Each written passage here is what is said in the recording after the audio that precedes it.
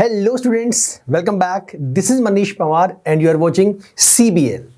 तो चलिए स्टार्ट करते हैं आगे। This is important question, this is good, this one is good question. ध्यान से समझना है कैसे करेंगे, कुछ नया नहीं है, ध्यान से बस देखिए। इस क्वेश्चन के अंदर आपको मीडियन गिवन है 525। अरे भाई, गिवन है 525। Find the values of x and y if the total frequency is 100। आपको बोल दिया इन सबको अगर आप प्लस करेंगे ना तो ये आपका 100 आएगा। ये आपको ऑलरेडी बोल दिया n की वैल्यू ये है। फ्रीक्वेंसी गिवन है, CI दिया हुआ है। ये बात समझिए प्लीज, जिसमें मैं जोर डाल रहा हूं। यहां पे CI गिवन है तो ये फ्रीक्वेंसी ही है। लिखा तो यहां पे भी फ्रीक्वेंसी हुआ था, मेंशन्ड तो यहां भी फ्रीक्वेंसी था, नंबर ऑफ गर्ल्स लिखा हुआ था, लेकिन ये हमें चेक करना है कि ये CI है कि नहीं है। CI नहीं है ना, वहां तो आपका लेस देन टाइप गिवन है। अगर लेस देन टाइप गिवन है तो ये फ्रीक्वेंसी नहीं है, ये CF है आपका। ये हमें चेक करना है, इसीलिए मैंने स्टार्टिंग में टाइम लगाया था ये समझाने के लिए लेस देन टाइप और मोर देन टाइप वाले कॉन्सेप्ट के अंदर। क्योंकि बेसिक जब इंटरवल था तो आपके पास फ्रीक्वेंसी गिवन थी, हमने वहां से फिर बनाया था लेस देन वाला कॉन्सेप्ट, राइट। तो लेस देन गिवन है तो ये CF है। नंबर ऑफ गर्ल्स भले ही ऊपर लिखा हुआ है, बट ये जो फ्रीक्वेंसी है दिस इज क्यूमुलेटिव फ्रीक्वेंसी। इस केस के अंदर CI गिवन है तो ये फ्रीक्वेंसी है, CF आप बनाएंगे। समझ गए? आपको मीडियन गिवन है, टोटल फ्रीक्वेंसी भी गिवन है 100। आपका x और y की वैल्यूज निकालनी है। बहुत ही आसान सा क्वेश्चन, देखो जरा ध्यान से एक बार। इसमें मुझे CF चाहिए तो एक पर रुको, 1 2 3 4 5 6 7 8 9 10 11 तो ज़्यादा वैल्यूज हो गई, कोई बात नहीं। चलो ऐसे ही देता हूँ मैं। एक्चुअली आई वॉज ट्राइंग कि मैं वो बना देता टेबल।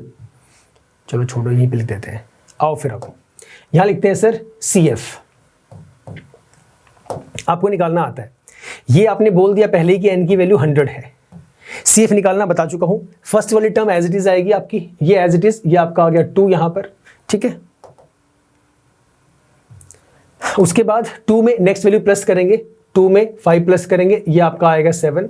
7 में प्लस करेंगे नेक्स्ट वाला, 7 में x करेंगे, ये आएगा 7 प्लस x। अब परेशान नहीं होना, बहुत से स्टूडेंट यहां परेशान हो जाते हैं कि 7 प्लस x की वैल्यू क्या आएगी। अरे x की वैल्यू ही तो निकालनी है, y की वैल्यू ही तो निकालनी है, वही हमें नहीं पता है तो 7 प्लस x लिखेंगे उसे। अगले केस में 7 प्लस x तो है ही है, इसमें 12 और प्लस कर देंगे। अब सुनो, न्यूमेरिकल वैल्यू में न्यूमेरिकल वैल्यू प्लस हो सकती है, वेरिएबल में वेरिएबल प्लस हो सकता है, और इन शॉर्ट इफ आई से जो लाइक टर्म्स में लाइक टर्म ही प्लस हो सकती है। यही होती है ना कहानी। तो 7 प्लस एक्स में जब 12 प्लस करेंगे, 7 प्लस एक्स तो पहले से है, इसमें 12 प्लस करेंगे तो मतलब आप 12 और 7 को ही प्लस करेंगे, चूंकि 19 प्लस आपका एक्स एज इट इज। जब अगले वाले कॉन्सेप्ट में जाएंगे 19 प्लस एक्स तो रहेगा ही रहेगा, उसमें 17 प्लस करना पड़ेगा। तो 19 प्लस एक्स तो है ही, प्लस 17 करेंगे तो 17 और 19 प्लस होगा, एक्स तो रहेगा ही रहेगा। समझे? ये लिख के इसलिए बताया क्योंकि यहां पे गलतियां करते हैं, तो लाइक टर्म्स को ही प्लस करना है, ध्यान रखिएगा। तो 7 प्लस एक्स 7 प्लस आ गया, 7 प्लस एक्स प्लस 12, तो 12 और 7 तो ऐड हो जाएंगे 19, और प्लस आपका एक्स एज इट इज रहेगा, तो हो गया 19 प्लस एक्स। अगले पॉइंट के अंदर 19 प्लस एक्स प्लस 17 तो कितना हो जाएगा 36।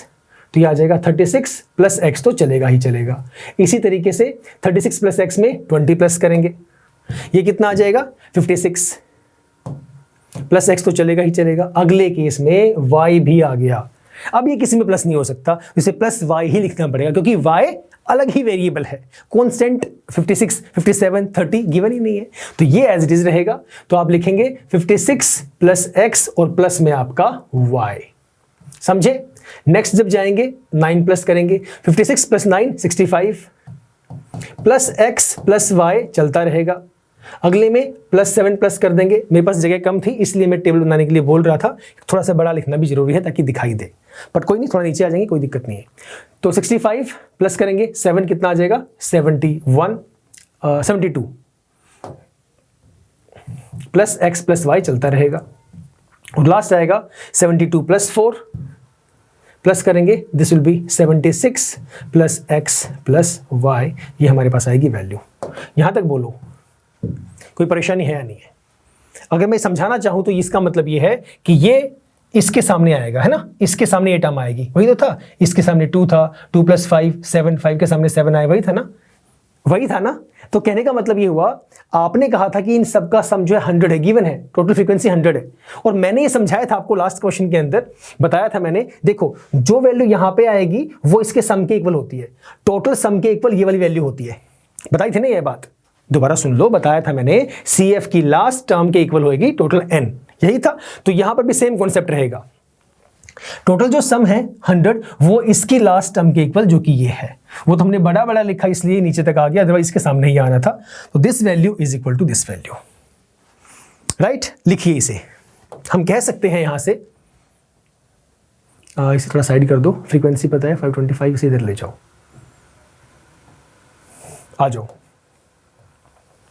यहां से we can write n is equal to 100 है, so I can write 100 is equal to 76 plus x plus y।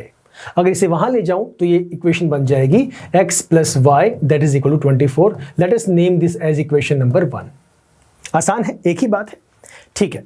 x plus Y की वैल्यू 24 के इक्वल आ गई, और वैसे आपका जो n है वो है कितना, 100 है, n/2 पहले निकालना होता है, तो n/2 निकालते हैं, n/2 that will be equal to 100/2 which will be equal to 50। अब चेक करो एक बार, सबसे इंपॉर्टेंट पार्ट यहां है ऐसे क्वेश्चंस में, क्या 50 निकालेंगे कहां से? हमने कहा था या तो 50 चेक करेंगे CF के अंदर, या 50 से बड़ा, यही था ना। देखो इधर, अब आप ये कहते हैं कि सर 50 से बड़ा तो 7 प्लस एक्स भी हो सकता है, क्योंकि हमें x की वैल्यू नहीं पता है, बिल्कुल सही बात है, लेकिन ये भी तो हो सकता है 19 प्लस एक्स, हो सकता है ना, क्योंकि मुझे x की वैल्यू पता ही नहीं है। तो बड़ा तो वो भी हो सकता है, लेकिन छोटा भी तो हो सकता है, छोटा भी तो हो सकता है, ये बात भी तो तय है। 7 प्लस एक्स, अगर x की वैल्यू 1 हो तो फिर ये 8 ही रह गया, ये 50 से बड़ा कहां हुआ? अगर यहां पे 1 पुट करूंगा तो 20 हुआ, तो भी 50 से बड़ा कहां हुआ? तो हम लोग श्योर शॉट लेके चलेंगे, जो चीज डेफिनेटली एप्लीकेबल हो, डेफिनेटली वेरीफाई हो, कैन बी या जो हो, मे बी, माइट बी, ये वाला सिचुएशन हम लोग नहीं ले सकते। मैथ्स में एक ही चीज होती है, एक्स का आंसर या तो ये आएगा, कहानी खत्म है। दिस इज नॉट अबाउट के हाँ हो सकता है ना, श्योर है आंसर 11 है या 12 है, एक ही होगा आंसर। हाँ, कुछ केसेस में इक्वेशंस वगैरह ऐसी आती है जहां पे दो आंसर भी होते हैं, बट वो श्योर है कि ये दोनों आंसर्स हैं। May be, may not be वाली सिचुएशंस नहीं होती हैं, राइट। तो कहने का मतलब ये है कि आपको श्योर शॉट ये लेना है कि कौन से वाला होगा, 7 प्लस एक्स होगा, 19 प्लस एक्स होगा, 36 प्लस एक्स होगा, या 56 प्लस एक्स होगा। ये थोड़ा सा सोचो एक बार जल्दी बताओ। सर फिर तो 36 प्लस एक्स होगा, अभी तो मैं बोल रहा हूं अगर एक्स की वैल्यू 1 हो गई तो 37 ही बन पाया, 50 चाहिए या 50 से बड़ा, तो आपको पहले ही यहां पे एक ऐसा नंबर लेना पड़ेगा जो ऑलरेडी 50 से बड़ा हो, तो वो 56 प्लस एक्स है। क्योंकि अगर x की वैल्यू 0 भी हुई ना, अगर x की वैल्यू 0 भी हुई तब भी मेरे पास 56 है जो कि 50 से बड़ा है। फिर से सुन लो एक बार मेरी बात, यहां पर कंफ्यूजन होती है, सर 7 प्लस एक्स क्यों नहीं लिया? 7 प्लस एक्स, अगर x की वैल्यू मेरे पास हो जाए 50, फॉर एग्जाम्पल 51, तो हमारे पास ये वैल्यू 50 से बड़ी आ गई, या हो सकता है x हो 43 तो ये वैल्यू 50 आ गई। आप सही कह रहे हैं, ऐसा हो सकता है, लेकिन आपको क्या x की वैल्यू पता है कि 43 है? वो क्या आपको पता है x 7 है? नहीं पता ना आपको कुछ भी। तो हम उस चीज को कह सकते हैं कि हाँ ऐसा हो सकता है, बट एग्जैक्टली वो चीज एप्लीकेबल नहीं है। आप कोई भी केस उठा के देख लो, अगर 56 पर इस वाले केस पे जब मैं आऊंगा ना, यहां पे जब आऊंगा, तो यहां पे मैं कह सकता हूं भले ही x की वैल्यू 0 भी आए तब भी 56 जो है 50 से बड़ा है, मतलब ये एप्लीकेबल है, समझे? तो हमें जस्ट बड़ा लेना होता है। अब ये मत कहना सर ये भी तो है, हाँ ये भी है, लेकिन हमने ये पहले से कहा हुआ है कि या तो 50 हो या उससे जस्ट बड़ा हो, तो ये आपके पास आएगी, इससे आप लोग कर देंगे अपना मार्क। कहां गया अभी? किसके सामने से एक बार मैं देख लूं, इसके सामने ये, इसके सामने ये इधर 5 7 x 7 प्लस एक्स 12 19 17 36 20 56, तो ये इधर आएगा। ये थोड़ा सा ऊंचा नीचा हो रखा है, तो ये थोड़ा सा आप एडजस्ट कर लेना, ओके। आप लोग तो टेबल में बनाओगे अच्छे से, ये वाला बन गया अब, ठीक है। सॉरी फॉर दिस, राइट, क्योंकि ये थोड़ा सा बड़ा लिखना था इसलिए एग्जैक्टली उसके सामने नहीं आ पाया। सो 56 प्लस एक्स जो है ये आपका होगा जो 50 से जस्ट बड़ा होगा।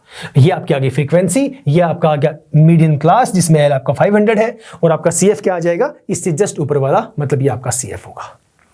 दैट इज ऑल, यही बस इंपॉर्टेंट पॉइंट था समझाने वाला, बाकी तो पुरानी ही चीजें हैं। फॉर्मूले में कर दो put. So median this is equal to your L plus n by 2 minus CF upon F whole multiply by H. Let us put all the values.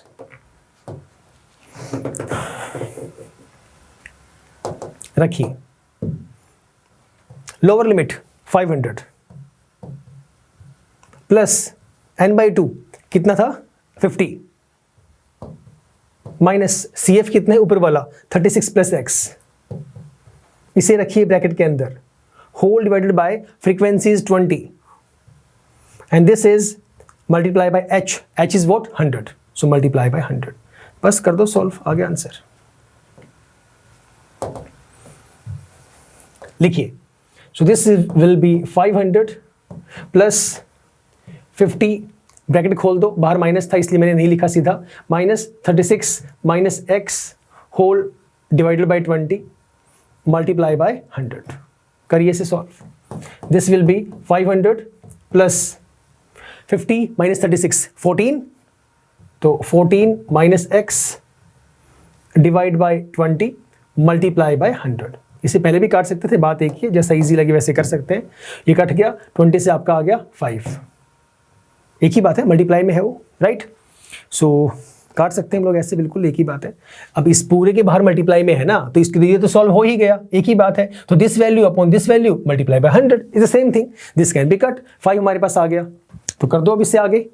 So this will B, इसे थोड़ा ऊपर कर दो एक बार. और हाँ, m की value तो पुट करो, मीडियन की वैल्यू तो पुट की ही नहीं. 525 वो तो चलेगी साथ साथ. दिस विल बी 500 प्लस 5 को अंदर मल्टीप्लाई करो, 5 into 14 this will be 70 minus आपका 5x. इसको वहां लेके जाएंगे, 25 will be equal to 70 minus 5x. वहां लेके जाओ, माइनस हो जाएगा. कितना आएगा? This will be minus 45. So minus 45 is equal to minus of 5x. ये आपका कट हो गया. x की वैल्यू कितनी आ गई, वहां जाके डिवाइड हो गया, x की वैल्यू आ गई 9. एक आंसर तो आ गया हमारे पास, x इज इक्वल टू 9.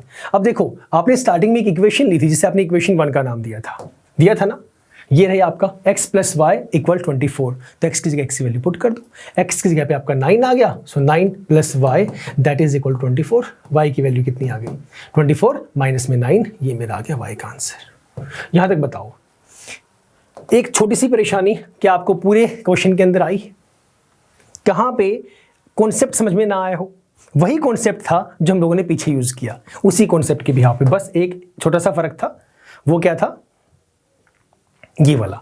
अब की बार x और y गिवन थे, लेकिन फॉर्मेट वही यूज किया गया. First term as it is, फिर अगले में प्लस कर दिया, 7 आ गया, 7 प्लस x रह गया, 7 plus x plus 12 19 plus x आ गया. और जो मीडियन हमें गिवन था वहां पे मीडियन पुट कर दिया, x और y की वैल्यूज निकल गई. फ्रीक्वेंसी आपको 100 गिवन थी, इक्वल पुट कर दिया उसके. This was the answer, right. So ये इंपॉर्टेंट है. ऐसे क्वेश्चंस बिल्कुल हर सूरत में पूरे चांसेस हैं एग्जाम में आने के. तो ऐसे क्वेश्चंस आप किसी भी टाइप में छोड़ने वाले नहीं हैं, राइट सर. तो चलिए फिलहाल इतना ही, मिलेंगे नेक्स्ट क्लास में. Till the time stay safe, stay healthy, keep smiling. Bye bye, take care.